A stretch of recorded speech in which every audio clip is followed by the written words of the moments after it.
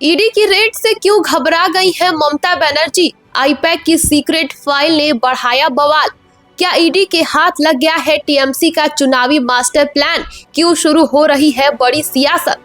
अमित शाह को शरारती home minister बताकर ममता बनर्जी ने छेड़ दिया है नया संग्राम। गुरुवार की सुबह मिली पहली खबर ने ही बंगाल की राजनीति में मानो आग लगा दी है। दरवाजे पर पड़ी रेड और कुछ ही मिनटों में मुख्यमंत्री ममता बनर्जी का गुस्सा 7वें आसमान पर पहुंच गया। निशाने पर था चुनाव जिताने वाली फैक्ट्री आईपैक और उससे जुड़ा नाम प्रतीक जैन का। ममता ने इसे सिर्फ छापेमारी नहीं बल्कि लोकतंत्र पर सीधा हमला करार दिया है। दरअसल तड़के की सुबह ईडी की टीम कोलकाता पहुंची और पॉलिटिकल कंसल्टेंसी फर्म आईपैक से जुड़े ठिकानों पर छापेमारी करने लगी। ईडी सॉल्ट लेक के सेक्टर वी में गोदरेज वॉटसाइड बिल्डिंग में फर्म के ऑफिस में छापेमारी करने पहुंची थी। सबसे ज्यादा हैरान कर देने वाली बात ये रही कि जैसे ही इस रेड की शुरुआत हुई, थोड़ी ही देर में सीएम ममता खुद उस दफ्तर में पहुंच गई जहां ईडी ये कार्रवाई कर रही थी। सामने आया है कि ईडी जिस मामले में कार्रवाई कर रही है उसके तार ममता बनर्जी की टीएमसी से भी जुड़े हुए हैं। इसलिए ममता बनर्जी ने तुरंत ही इस कार्रवाई को लेकर नाराजगी भी जाहिर की है। मुख्यमंत्री ममता बनर्जी ने तीखी प्रतिक्रिया दी और केंद्रीय एजेंसियों पर टीएमसी के डॉक्यूमेंट्स चुराने का आरोप लगाया है। ममता बनर्जी ने केंद्रीय गृह मंत्री अमित शाह को शरारती होम मिनिस्टर बताया है। डॉक्यूमेंट्स चोरी के आरोप के बाद दफ्तर में मौजूद कुछ फाइलों को उठाकर ममता बनर्जी के काफिले की गाड़ी में रखा गया। ये पूरी कार्रवाई नवंबर 2020 में दर्ज सीबीआई की एफआईआर और उसके बाद ईडी द्वारा दर्ज ईसीआईआर पर आधारित है। मुख्य आरोपित अनूप माझी और उसके सिंडिकेट पर ईसीएल के पट्टा क्षेत्रों से अवैध रूप से कोयला खनन करने और उसे बंगाल के कई जिलों में बेचने का आरोप है।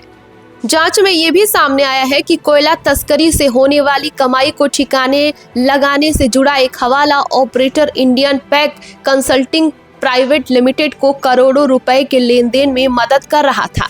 कोयला तस्करी से होने वाली कमाई हवाला ऑपरेटरों और हैंडलर्स से जुड़े व्यक्तियों को पीएमएलए सर्च में शामिल किया गया है। आईपैक भी हवाला पैसे से जुड़ी संस्थाओं में से एक है। ईडी ने बताया कि जब तक बंगाल की मुख्यमंत्री ममता बनर्जी बड़ी संख्या में पुलिस अधिकारियों के साथ नहीं आई थी, तब तक कार्रवाई शांतिपूर्ण और प्रोफेशनल तरीके से चल रही थी। ममता बनर्जी प्रतीक जैन के घर में घुसी और फिजिकल डॉक्यूमेंट्स और इलेक्ट्रॉनिक डिवाइस सहित अहम सबूत लेकर चली गई। इस सारे घटनाक्रमों के बीच दो नाम खास तौर पर सामने आ रहे हैं। पहला है आईपैक और दूसरे हैं प्रतीक जैन। आपको बता दें कि आईपैक बड़ी पॉलिटिकल कंसल्टेंसी फर्म है। इसकी शुरुआत प्रशांत किशोर ने की थी, जिन्हें पीके के नाम से जाना जाता है। साल 2014 के लोकसभा चुनाव से पहले प्रशांत किशोर ने इस कंपनी को एस्टैब्लिश किया था। आईपैक की वेबसाइट पर दर्ज डिटेल्स की माने तो पीके के हटने के बाद से ऋषिराज सिंह, विनेश चंदेल और प्रतीक जैन कंपनी के डायरेक्टर बन गए थे। प्रतीक जैन आईआईटी बॉम्बे के स्कॉलर हैं और वो भी चुनावी रणनीति में दिग्गज माने जाते हैं। साल 2019 के लोकसभा चुनाव के बाद से आईपैक टीएमसी के साथ काम कर रही है। 2021 के विधानसभा चुनाव में टीएमसी की बड़ी जीत का श्रेय आईपैक को ही दिया जाता है।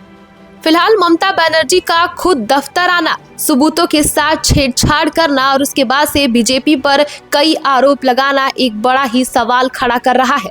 अब देखना दिलचस्प होगा कि ईडी रेड से शुरू हुई ये राजनीति आखिर कौन सा नया मोड़ लेने वाली है। इस खबर पर आपकी क्या राय है, हमें कमेंट बॉक्स में जरूर बताएं और देश दुनिया की तमाम खबरों को देखने के लिए हमारे चैनल को सब्सक्राइब करें।